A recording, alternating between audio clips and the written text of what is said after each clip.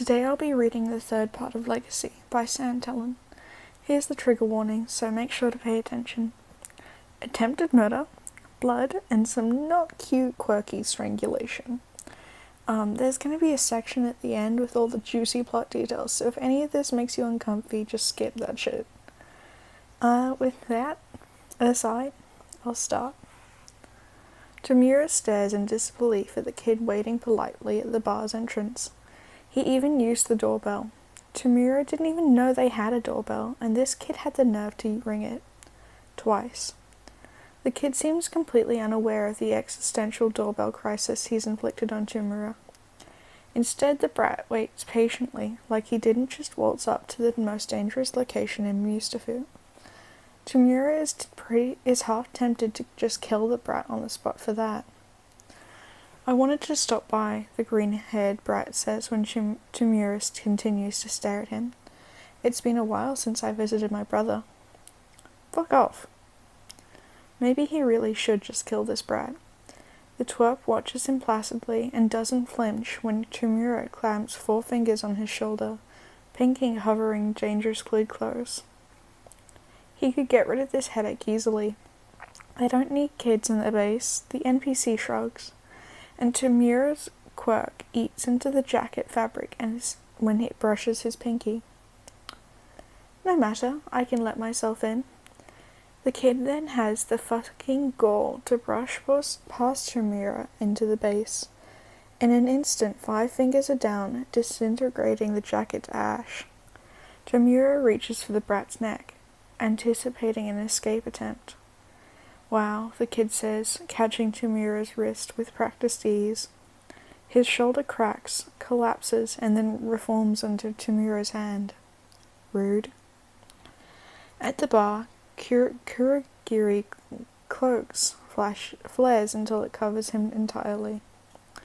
Tamura stares at the cheater.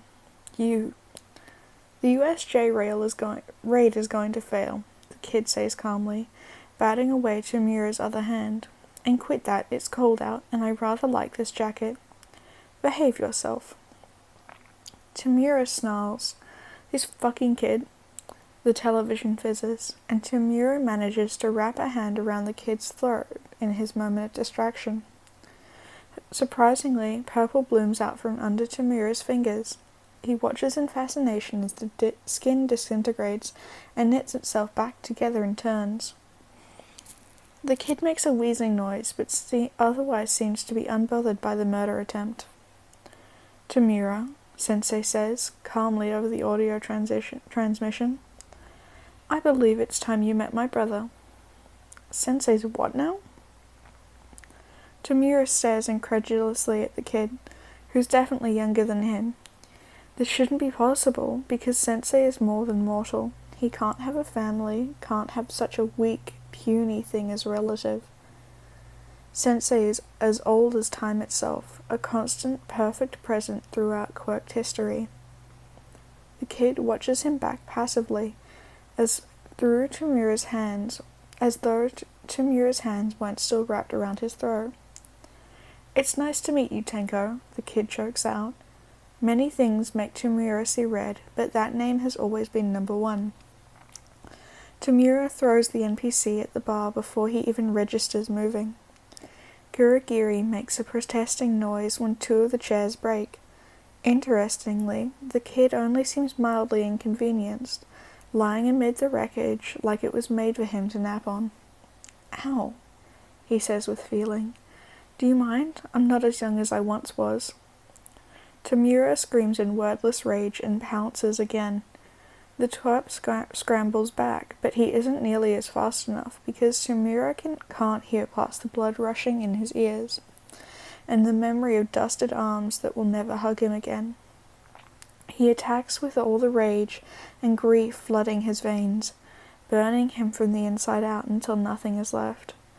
And he only stops when he realizes there's no way anyone could have survived. Tamura steps back and breathes, red washing away from his mind until all that's left is the blood on the floor and the blinking light on Sensei's television.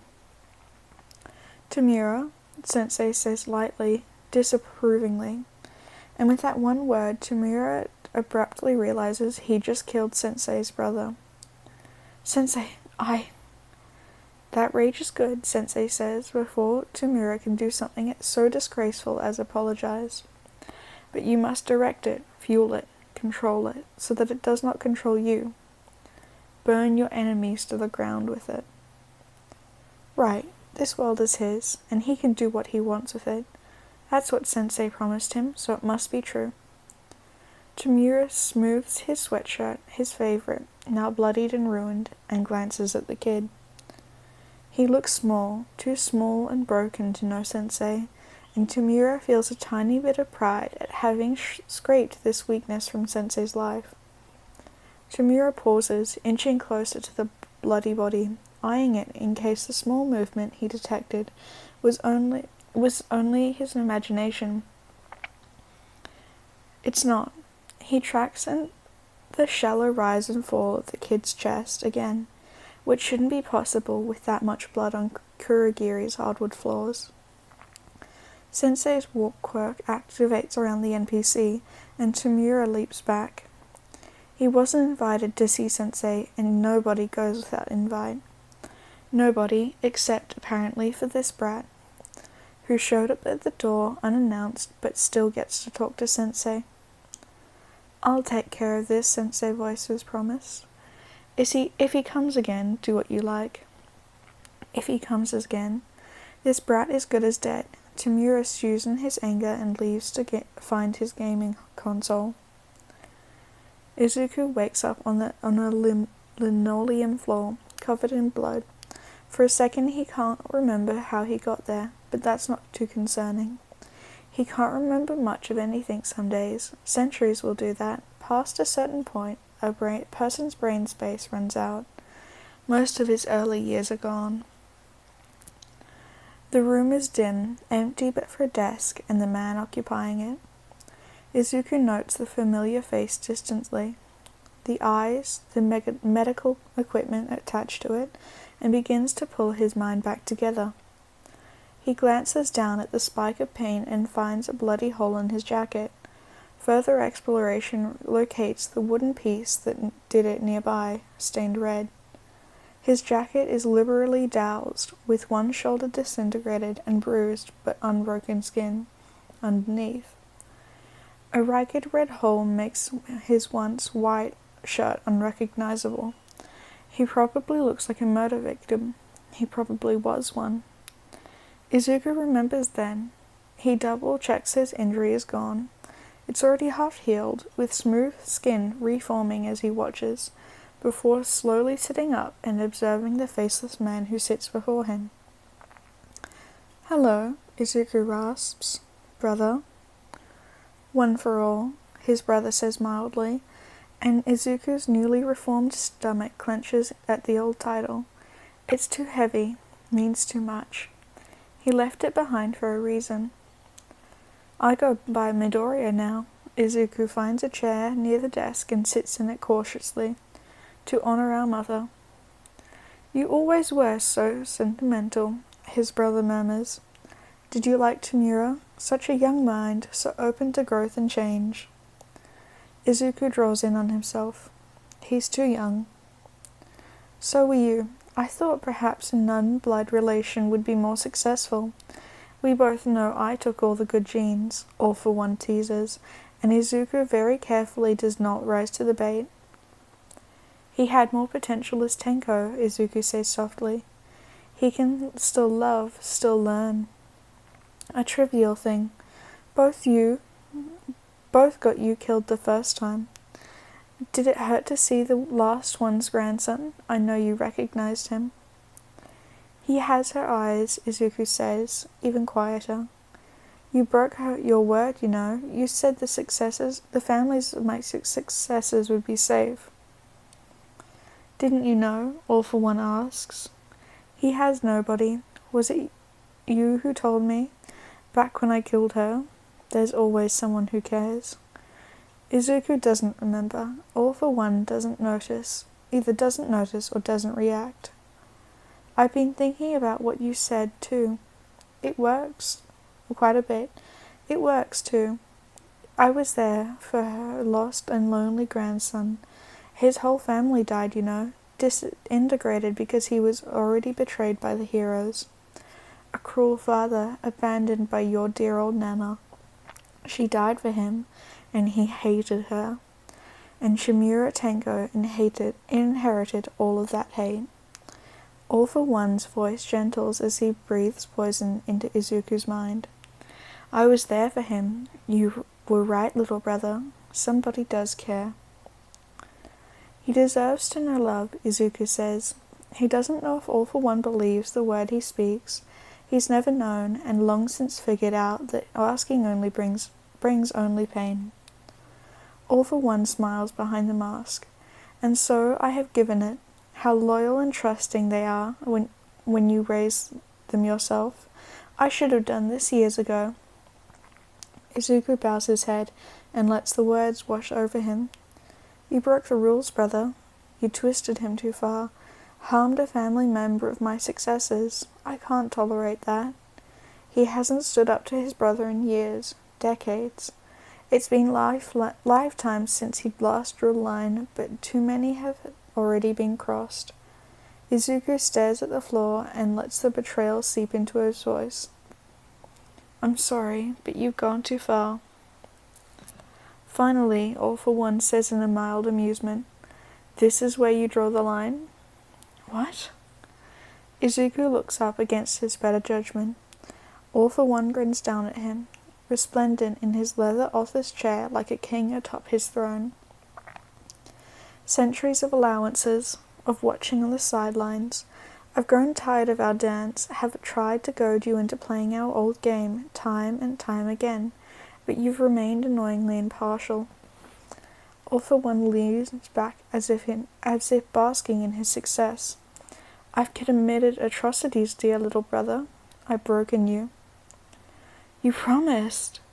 Izuku's voice cracks and he forces himself to stop and swallow before continuing. You promised you wouldn't hurt them. I got tired of promises, All for One says easily. It's time to change things up. It has been for generations of pithy heroes breaking themselves on my doorstep. I'm bored. Izuku feels sick. If you do not abide by it, then I won't either, he warns his brother. I stayed away from them so you wouldn't harm them, but you need to understand that I will not hold back. All for One chuckles. And what can you do? The promise wasn't for you. What did you actually believe it was a fair trade? He leans close, towering over Izuku. They are both legends, but the monster always wins in this story. Izuku is only ever remembered for how he failed, and nothing is a better reminder than when he sits before his brother. The promise did nothing but keep you out of my way, All for One tells him gently, acidly. That's right, little brother. You stopped yourself from saving them for no reason at all. They died for you, all over again. Izuku shuts his eyes. Enough, he whispers. Let me go home. You are home, All for One rumbles. We're all we have. It's true, and Izuku hates it. Centuries with only one constant companion will anchor a person no matter what they do. They are brothers in title, quirk, and blood. He may be tied to his successors in quirk until All for One kills them, tied to a generation of Mai's descendants by duty until generation draws to a close. But All for One is a constant. They are trapped in immortality together. Izuku will never be more than the brother of a monster, and All for One will always be the victor in a game of his creation. You are useless, All for One reminds him as Izuku stumbles to his feet. The chair tips over behind him. Go on, try to stop me.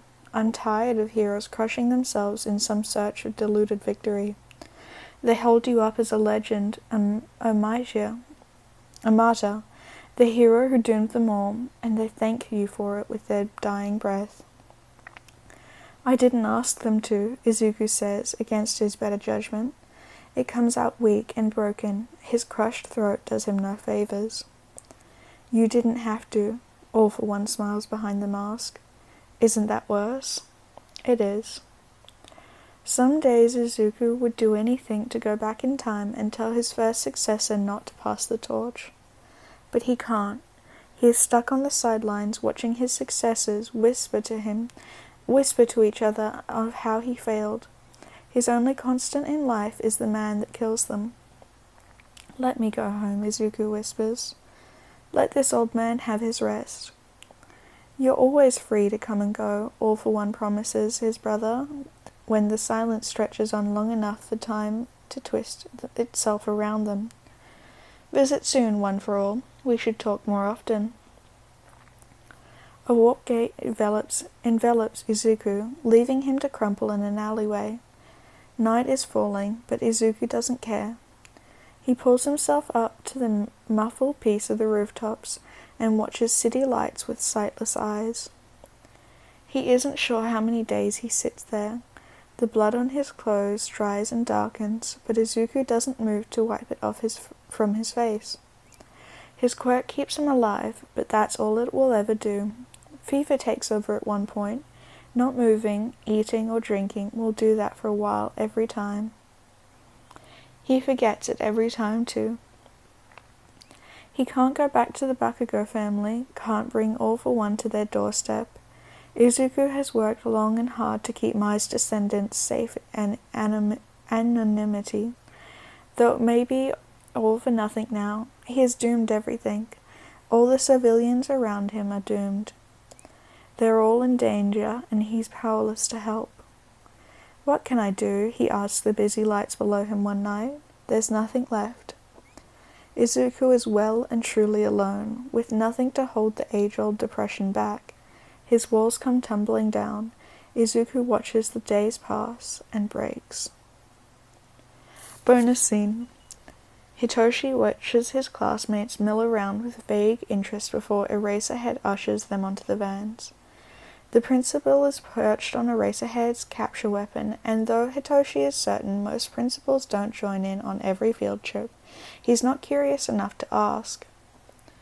Nezu's smile stays fixed as they board, though it fades a minute after when the van's engine makes a hollow wheezing noise. The vans won't start. Nezu perks up at the sound of something going wrong, but Eraserhead seems content to lounge on the seat. Hitoshi's classmates take the opportunity to pull out their phones, ever happy to the chance not to do schoolwork. The engine continues to make pitiful little sputtering noises. Bakugo cackles from the back of the car, and Hitoshi is struck with a sudden realization that he knows something. He's already been acting suspicious enough by arriving late due to a doctor's appointment that had mysteriously cancelled itself. It sounded like bullshit. Bakugo knows something. "Oh wow," Eraserhead says dryly as the driver tries again. "The vans aren't working. I guess we'll have to cancel the field trip and have the lecture instead. Luckily, I have one ready on civilian endangerment for the sake of personal interest." The look Nezu gives him is downright withering. "Sabotage is a crime," Eraserhead. "So is raising child soldiers, but somehow we're all still here." Hitoshi needs to take a moment to appreciate just how little fear Eraserhead is capable of. The man looks like he could be struck down by lightning and still raise a middle finger to the heavens. What a legend. Nezu calls 2 new vans.